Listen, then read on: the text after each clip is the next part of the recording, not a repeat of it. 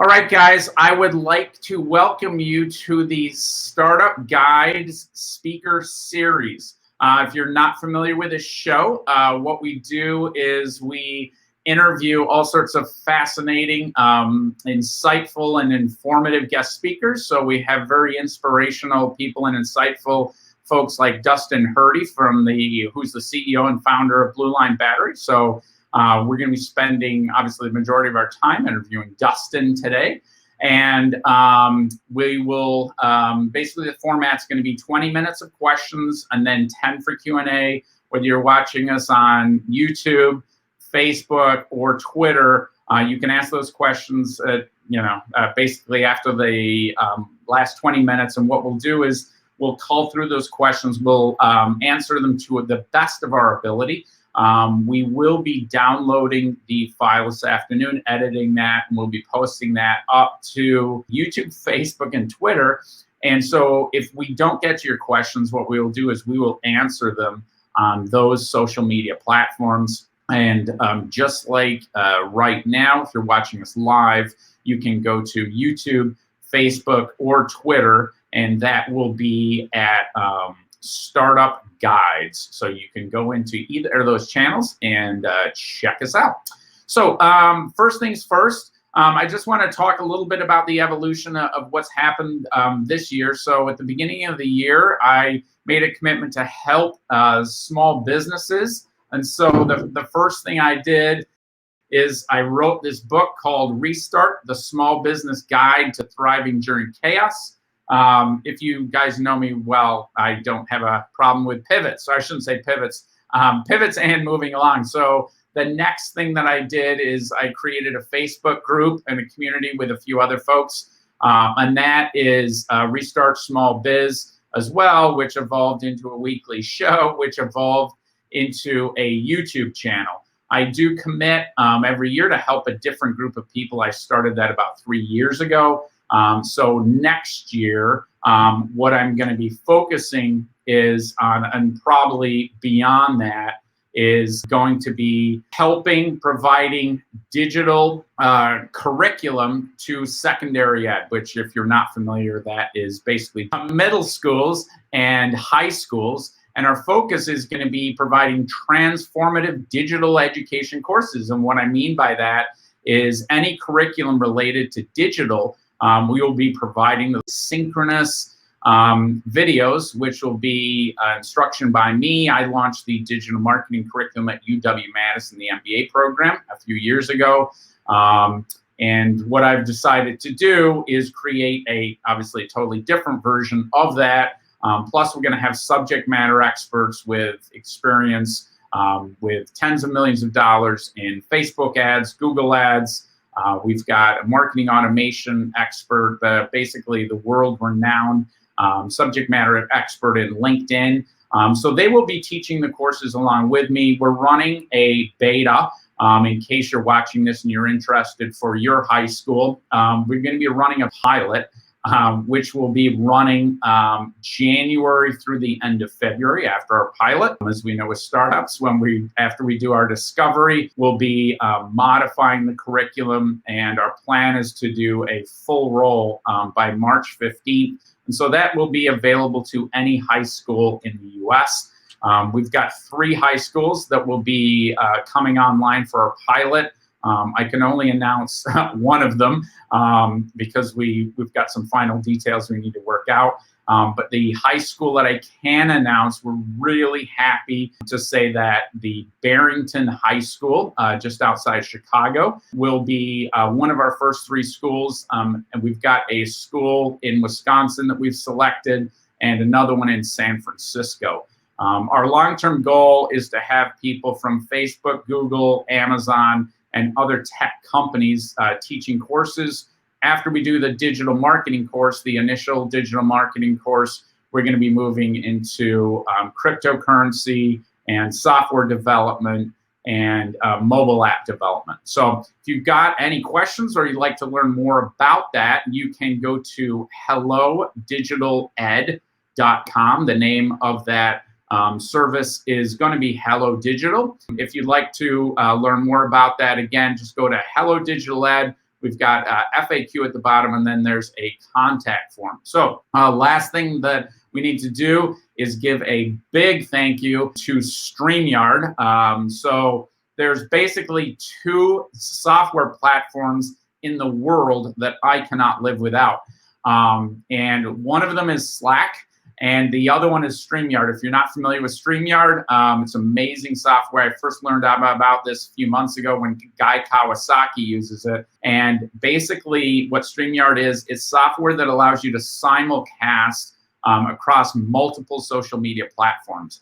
Fantastic software. So we're delighted to have StreamYard as our sponsor today. We'll also put a link to StreamYard that we've got, which will provide you a discount on StreamYard service. So without further ado, what I'd like to do is invite our guest, Dustin Herte. And Dustin, welcome to the show. Hey, thanks, Dave. Great to be here. Okay, so let's get right down to it. Let's hear your personal background, not too personal, but your personal background. Everybody likes to hear where people came from. So tell us a story, Dustin. Sure. Okay. So let's see. I grew up in a family that had, I guess, some entrepreneurial drive. Okay. Parents ran a company that was actually a little ski area up in north of Milwaukee, right? Okay. And that shut down when I was back in high school. And the whole while, you know, my dad was teaching me all the mechanical things about how to fix things and build things within the company, right? Mm-hmm. So as that shut down, I found myself stressed, but instead of being destructive with my stress, I got constructive. So I started taking a lot of the parts that I was finding around the shop as the shop was kind of coming down, and starting to build new projects out of it just to keep my hands moving, right? Mm-hmm. Yep. So meanwhile, I'm in college and I'm figuring these things out. And I'm starting to build up some MSOE, right? MSOE. School of Engineering, correct. Mm-hmm. My degree is in international business from there. I graduated in 3 years. Okay. So I'm spending my time there starting to build up these electric bikes from these parts that I found. And at one point after college, we had a very legitimate high power electric bike that would go something like 50 miles an hour and had a 300-mile range. It was wow. Going to have, right? Elon must eat your heart out. Okay, all right. Yeah. So we took that to market, right? And we found out that we had to build our own batteries to make that the rest of the technology perform, right? So that kind of got me up to the point where we had a big business pivot, and Blue Line came from there. Okay, gotcha. So let's dive into the problem. One of the things when I'm coaching and consulting to startups and teaching my students, one of the things we talk about is don't just create a product and live in this alternate reality where it's they build it and they will come, because generally, obviously, you're destined to fail if you decide to do that. So let's talk about the problem that is currently in the market and was in the market previously that you decided that you wanted to address. Sure. So I mentioned there's a big business pivot with the electric bike company. So we weren't seeing enough sales. We were seeing a lot of liability with those electric bikes. And I'd mentioned that we had designed a really good battery pack, right? Mm-hmm. So about 3.5, 4 years ago, we started looking at some other directions we wanted to go with that technology. Mm-hmm. And we discovered that the industrial battery space, think like forklifts, big stationary solutions, things like that, mm-hmm. It's wide open using a lead acid battery technology at the time that was inferior to what we do, right? And when you design something that you can put on an electric bike and set range records, you start realizing that, like, you know, we built something that was worthy of taking to the market. Right. So we did, right? So we retooled that whole design and started building, instead of, 50-pound electric bike batteries, multi-1,000-pound industrial batteries for things like these forklifts, right? Gotcha. So that's what we produce now, is these gigantic, 3,000, 4,000-pound huge lithium-ion batteries for forklift and industrial applications. Okay. Because we felt like there was an opportunity there, and we had to produce something that was going to do the industry some good.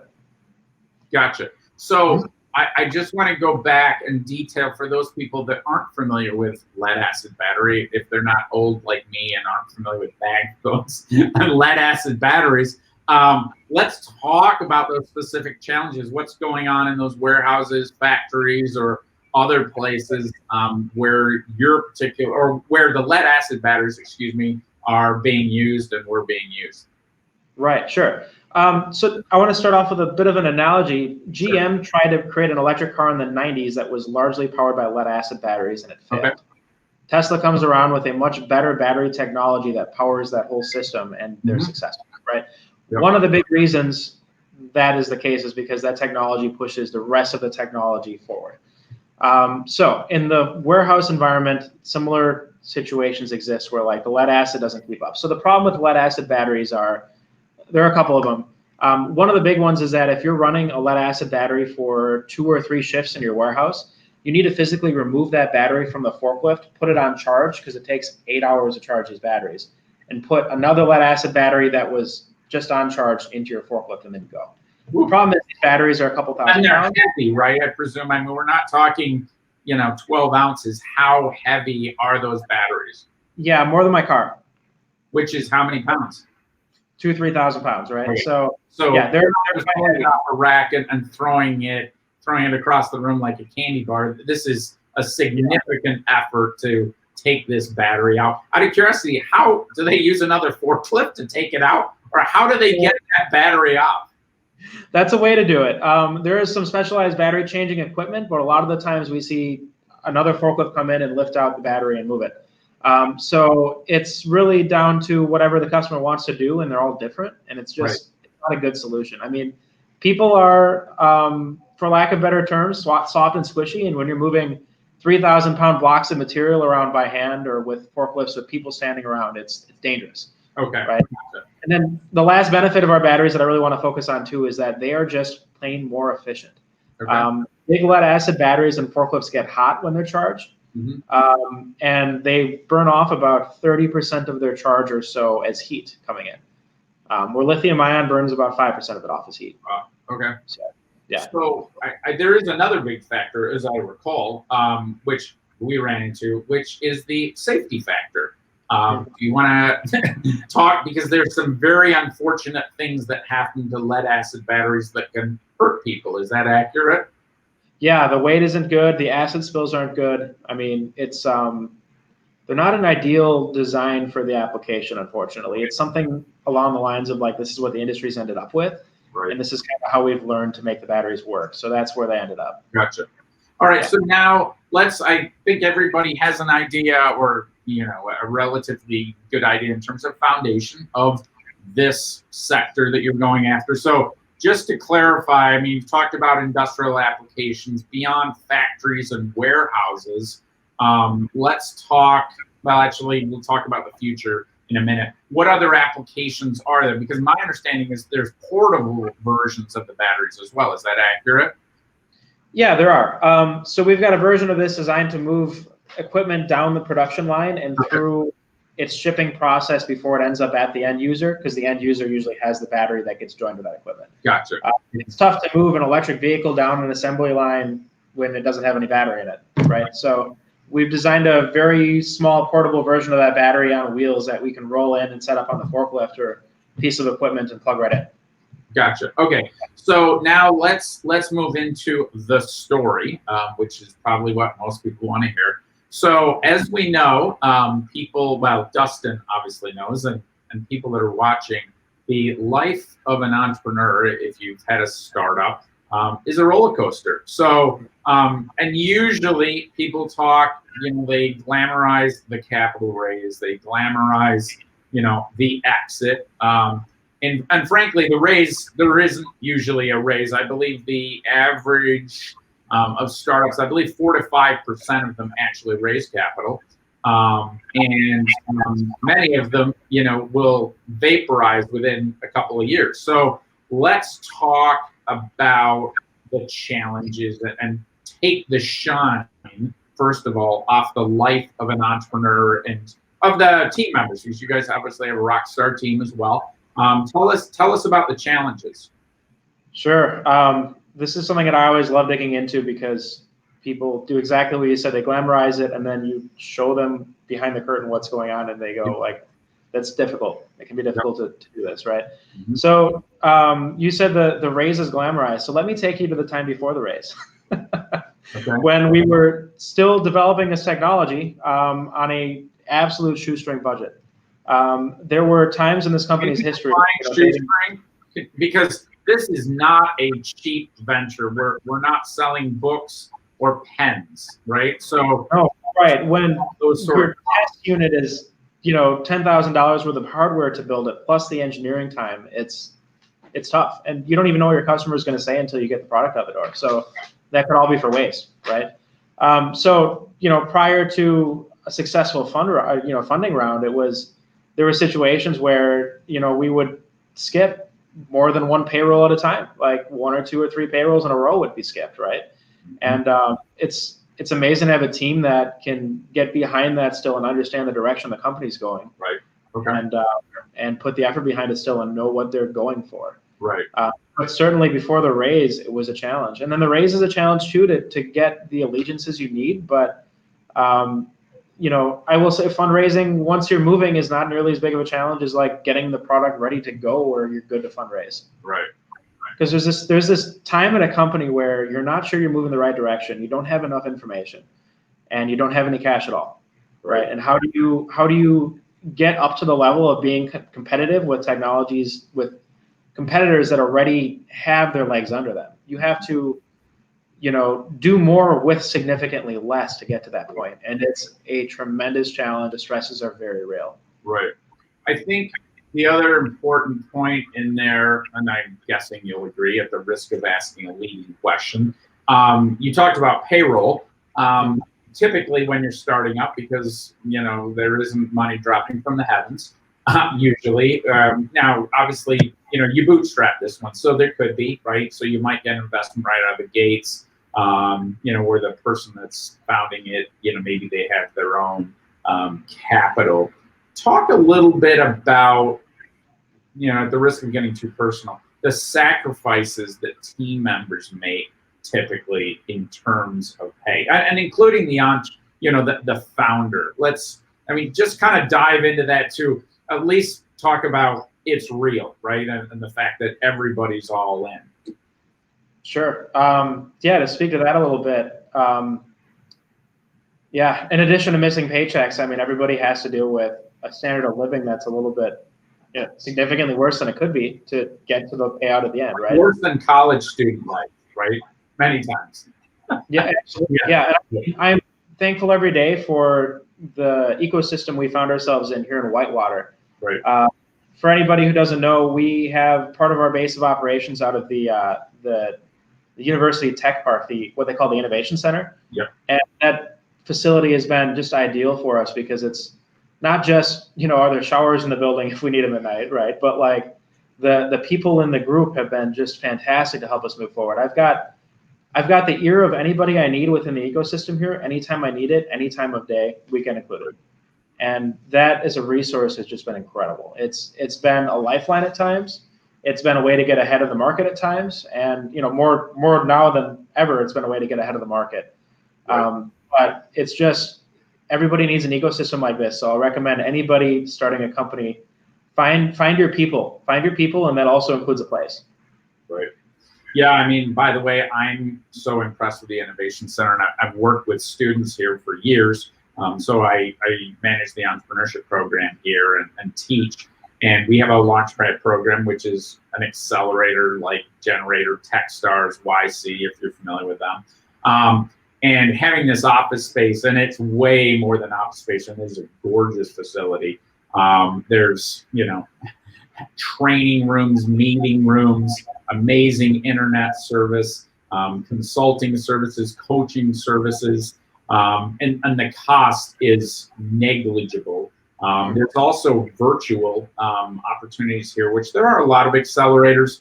So if you don't need an office space, you can be on a rotational basis and come in and use the office space.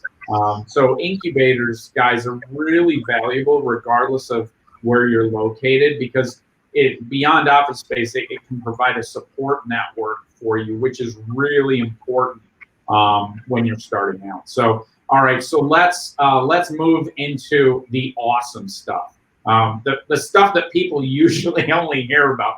Now we've talked about the rough stuff. So let's talk about the accomplishments. When we talk about the roller coaster, let's talk about here at the Apex. Tell us about what's going on, all the successes you've had, you and your team, obviously.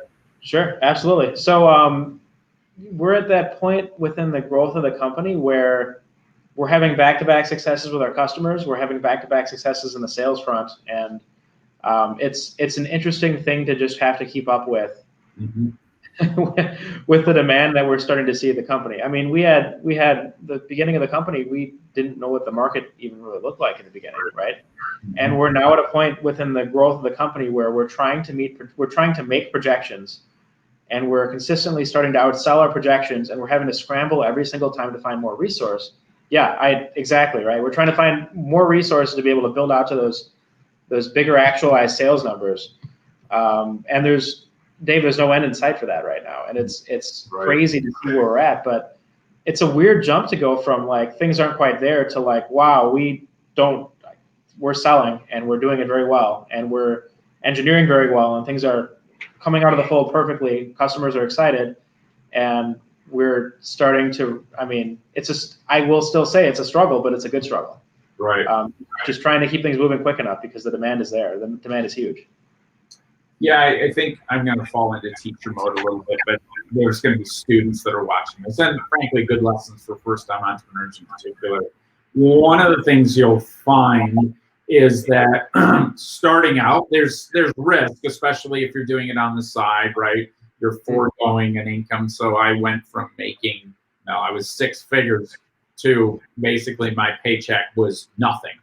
Started, and my wife and I agreed that I'd start with $200 in investment capital. And it was a marketing firm, and my first gig was making 6,000 marketing calls as part of my ad agency. So starting out is tough. But one of the things that most founders will experience in startups is the stress / I'm actually going to say the level of risk increases. This is what I've found on kind of a step basis, right? The stress and the risk doesn't usually go like this. It's starting out risk, hiring your first employee, maybe committing, equity, taking on an investor, right? Committing to that first order when you don't have the money to fulfill it. Guilty.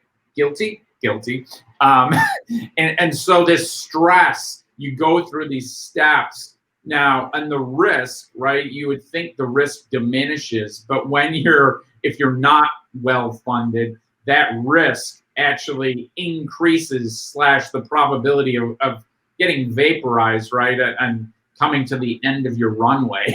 That risk for a while until you have funding is actually increases, right? At the risk of asking you a leading question, have you experienced that as well? I'm finding our risk going up to an extent, but also risk getting mitigated in a lot of other senses, like having good investors, having a more tried and true design. Right. These things put the risk more on things like items like supply chain and production capability, and less on the fundamental engineering design of the product, which is great. Right. And so it's a change of risk. And the other thing is too, I'm finding us more capable of dealing with these tougher situations as we're building out a better portfolio of resources. Right. Okay. All right. So it's time to brag. It's brag time. What can you reveal in terms of tangible successes? I should have asked you this before the show because you might strangle me afterwards. Can you name clients that you've landed, or at least applications that you've sold? Or would you rather not, and you'd like to wring my neck later? I'd rather not wring your neck later on this. Okay, all right. But I can say that if you walk into, let me share just a real quick story that kind of implies where we're at. So going into an investor pitch over the weekend. And you're talking last weekend, which was last weekend, yeah. We had a right. Yeah. Weird time to have it, but when people are interested, you got to answer those calls, right? I walked into a Walmart with a basket to find some of the products that I knew we moved through down the production line or through through the warehouses, or as you would say, powered by Blue Line, right? Some of these products, right? Yep. I thought a basket was going to get me through Walmart, right? I thought I was going to have a good maybe half dozen items and I'd be out the door, right? And that was going to be the good representation I wanted. I got through the third aisle and had to turn around and grab a cart. And by the end of my little trip, I had $400 or $500 worth of items, that all of these things, distinct items that are their own category, that we support the warehousing process on with our batteries. Okay. So I can't name drop too many names, but every aisle at Walmart that I went through, I saw something. And so what can I'm going to press you here. This is a neck strangling moment. So what successes can you share from a sales standpoint? Because obviously you haven't just made one sale and generated $500. Can you talk about the size of deals, or total revenue to date, or hint at sectors? What can you give the viewers? Sure, I think I can speak to all those a little bit. So revenue to date, we just crossed the $1 million mark. We figured that out this morning. But that was up from $700,000 a month and a half ago. So we're on this really sharp growth trend. We're projecting quite a bit more than that in the next year. And then our 5-year outlook is looking very good for where we want to be at when we exit. I won't speak to those numbers exactly, but they are, we'll be doing very well. Okay. And then any other questions you want to elaborate on? Yeah, so I mean, actually, you hit it, right? So how soon, I'm not going to let go of this one. How soon will you be able to reveal who some of these clients are? Because obviously, Kristen, who heads up your marketing and your sales folks as well, you obviously want to use those in your marketing, right? Okay. So a lot of what we're seeing right now is, so this is the reason I'm not giving up customer names yet. Okay. Those customers put an order for a battery or two, and then they do another 5, and a lot of those customers are like, okay, time to build a factory with these now. Like, the next factory we're going to build is going to just be Blue Line powered, right? So we've got a decent number of instances of that occurring. Mm-hmm. But that's when we get to, like, I've got 5 or 10 factories powered by Blue Line, we can start talking about. Right. Okay. That. Cool. All right. So the last section of the show, by the way, I've got Dustin's email up there, so you can type it, write it. I don't think probably anybody's using pens and paper. Maybe some folks that are out there. Take your smartphone, grab a pick. And by the way, this video, we will have this up on YT on YouTube on the Startup Guides channel this afternoon at 5. So can you give a shout out to your team? And then we'll move into next steps. Sure. Yeah. I don't really, as far as the team goes, it's been incredible, because this thing is built around the team. It's not like, if it were me, I'd still be, working in a basement somewhere on the trike company. Like, things have changed. So. Okay. Can you give them like each part of their 15 minutes of fame? Even if it's just a few seconds, just say names and roles for us. Sure. We'll start out with Kristen, marketing. Fantastic job making the company look like, it's a top player, which that's what our marketing represents, right? Yep. Tyson, sales, you guys are killing it. Thank you for the support there. You're doing great. This is how we're going to grow the company together. Ben in operations, fantastic, because this is how we're going to be building out the production that we need to do. John is COO, the guy who's helping me with all the things that I can't, handle on my plate at one time is fantastic for that. I think I've pretty much covered everybody in the executive team. Okay. Any coaches, people that have helped you along the way that you'd like to give a shout out to as well?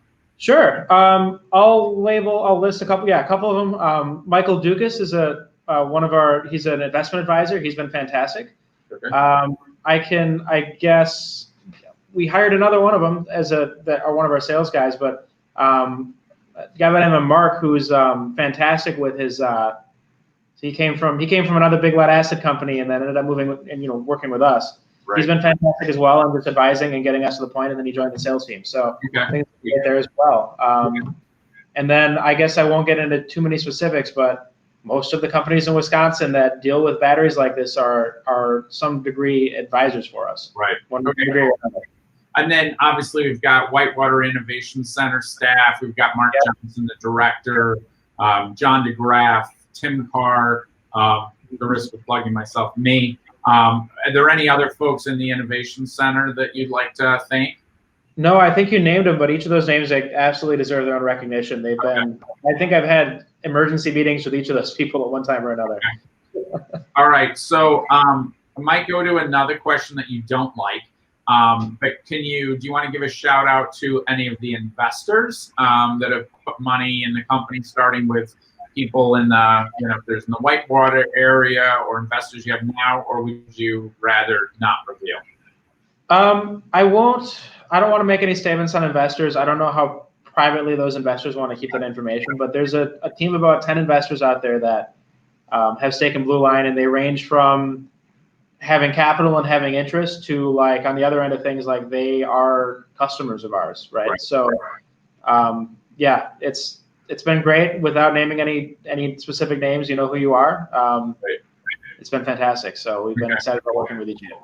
And then there's organizations, I'm just going to name them, so we don't play a guessing game here. Obviously, the University of Wisconsin Whitewater, thank you to them. The city, Whitewater City, which, is the owner of the building itself. And if I'm missing anybody, you guys can rip me on social media. No, please don't do that. We'll put them in the show notes if we forgot anybody. Okay, so we're a little bit over, and if you guys know me, I am militant about time, but this is a fascinating interview, and we'll go to Q&A in a few minutes. Give us the next steps / the ask. So I'm not sure if you have an ask, but go ahead and give us that. Sure. So yeah, as far as the next steps go within the company, we are trying to aggressively scale our production efforts. Through a combination of internal production, sourcing, we're in a hiring spree right now, and it's going to be like that for a long time. And basically, what roles you're looking for? Kind of name it at this point, and we're looking for that. So everything from sales through engineering, through production, through supply chain experts. We're kind of looking for. We're building a bigger company, right? And everything needs to improve or increase. So kind of everything at this point. Okay, cool. So a couple of thank yous, and then we're going to go to questions in the chat. Again, I apologize, we're running over, but we will have the video on YT on YouTube this afternoon. Big thank you out to StreamYard there, again, the provider of the software we use to simulcast. I want to give a thank you out to the Innovation Center. Obviously, I want to give a thank you to Dustin, all the folks of Blue Line. I do want to give 2 final plugs. Startupguides.co, which is my company. One of the things that we're going to be rolling out right around January 1st is a course called Introduction to Digital Marketing for Startups and Small Businesses. That is going to be an asynchronous online class. And what that means, if you don't know, is people will be able to go online. Obviously, the target is startups and small businesses, trying to help them get to audiences which are more remote than ever before. This will be about 20 hours of content. It's me teaching, and then the subject matter experts. You can get more information on that at startupguides.co. We also just started a Facebook group for first-time entrepreneurs, and we are going to restrict it to that. It's going to be a place where first-time entrepreneurs can come and learn and network and share challenges. We're going to have a weekly virtual group. I won't say group therapy, but kind of for first-time entrepreneurs. Plus, we're going to make that educational as well. And then the last thing I want to give a mention to is a startup that I'm launching early next year, along with a dear friend of mine, ex-Oracle guy from San Francisco. We're going to be bringing on a few more people from San Francisco from tech companies that I can't mention, but they're not small. And a guy from in the Boston area as well. So our goal with this is to provide national coverage, providing virtual digital education to secondary ed. And that'll be injected right into existing curriculum. So if you've got any questions on that, just go to hellodigitaled.com. All right, so now is the time to go to questions. So we've got a shout out from my buddy John, who's a fellow mountain biker and a tech entrepreneur from San Francisco. We've got a question from Charlie. What sparked your inspiration to develop Blue Line batteries? What other efficiency energy sources were you considering? So I think we talked about the inspiration, Charlie, and if we didn't, you could hit me. Excuse me, but figuratively, by the way, not literally. By the way, Charlie's helping us with the production of the show. What other high efficiency energy sources were you considering? I mean, obviously you're not going to put solar panels on forklifts. Generally, I can't imagine you would. You'd have to be a very warm climate. So what other energy sources are you looking at in the future? Sure. So one of the beautiful things about where we're at with our development here, not just like, I mean, like as a society with new concepts that are coming out, most of these things have some prioritization in their design to be more, green tech focused, right? So a lot of what, because he asked about what other efficiency related topics we're looking at. So a lot of what we're looking at is already focused in that field. Just talking strictly about the technology itself, we're looking at capacitors being a potential replacement for batteries on the road, and we're ready to take that up when it happens. Capacitors can charge at least 10 times, maybe 100 times faster than a battery can, and last 1,000 times more cycles, right? So we've got a concept going for a battery system that would, a capacitor-based battery system that would charge very rapidly when it passes a charge, like a charge terminal. And it would only last for 5 minutes at a time, but it would consistently charge every time it goes by the charge terminal. So concepts like that, we're always trying to be cutting edge, and that's one of the things I love about what I do is I've got good reason to play in the workshop now and start learning, about new concepts and technology. So another question that actually came in on my way in this morning from a friend of mine who couldn't make the show is, let's talk a little bit about sales channels, because you don't have a traditional sales channel where you're just selling direct to customers, correct? Correct. Okay, can you talk a little bit about the sales channels? Sure. So we our main go-to-market strategy right now, and it is variable, of course, because things change, but there are basically battery distributors throughout the U.S. That already sell batteries, right? So right now we're focused on making a lot of friends in that sector, and letting their sales team pitch our batteries because they see a lot of good reason to start selling our batteries. Long term, I mentioned it's going to change over time. We're going to try to maintain those relationships, but at the same time, long term, we're going to be looking to pair our batteries in new equipment that'll go out the door with our batteries sealed away inside, ready to go. So yeah, that's one of the benefits of the replacement cycle of lithium is it matches how long equipment typically lasts. So that's where we're headed with that down the road. So I wanted to end on this note. This was the title of the show, but I thought it was actually appropriate to end on this. Forbes 30 under 30. So by the way, if you guys can smash the thumbs, smash the love, just to give Dustin a little shout out here on that. Talk to us about the Forbes 30 under 30, which you just got the honor of being selected for. That's been a game changer. It's been fun because we kind of have been pushing off any recognition we could get out of this because we just want to keep focusing on building up the company. But several of our customers, like half a dozen of our customers, nominated me for this. So after one of the team members was like, hey, consider, and that's what ended up happening. So apparently Forbes did a bunch of interviews with a lot of our customers, and then they're like, yeah, you need to be on the list here. So it's nice to get some recognition after, it's been a long road. So it's nice to get that. And I'll pat myself on the back once, twice, and then I got to get right back to work. So that's kind of how I view it. but it's, you know, I'm proud of it. It's been nice. Right. Yeah, that's another one of the kind of the lessons, you know, is you think you raise the capital, you make that first sale, you're like, oh my God, that's going to be amazing. And when you get there, usually you don't have the time to celebrate. And then afterwards you look back and say, oh my gosh, you know, we need to celebrate. And usually it's not just Chicago dogs. No rip on people from Chicago. Love Chicago pizza, love Chicago dogs. But usually it's that. And so it is important, obviously, to take the time to kind of celebrate, right, when things happen, which I think is, you know, a good lesson as well. So, all right. Congratulations to Dustin on the honor. Congratulations to the team. You guys, I know you guys personally, amazing work.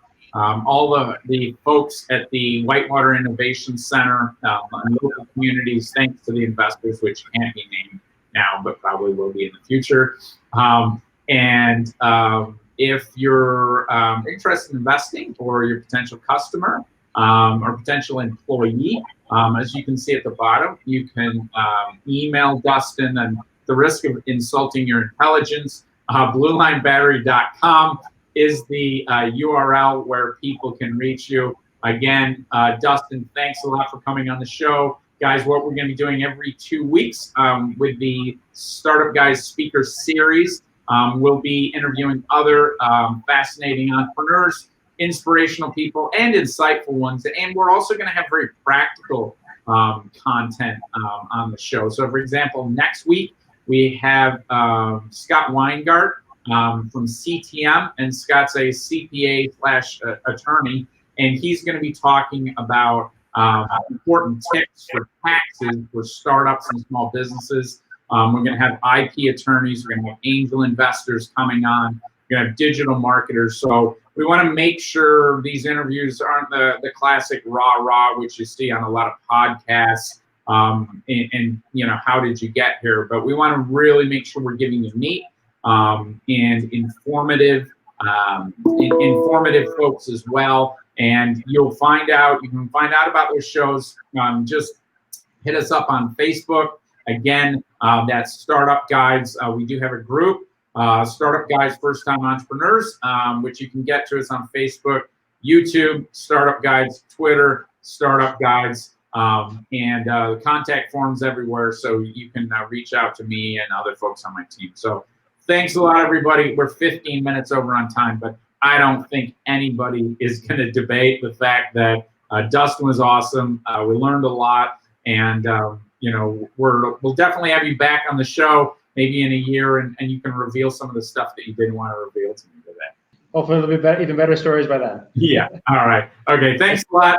Really appreciate it, and be safe out there, folks. Thank you.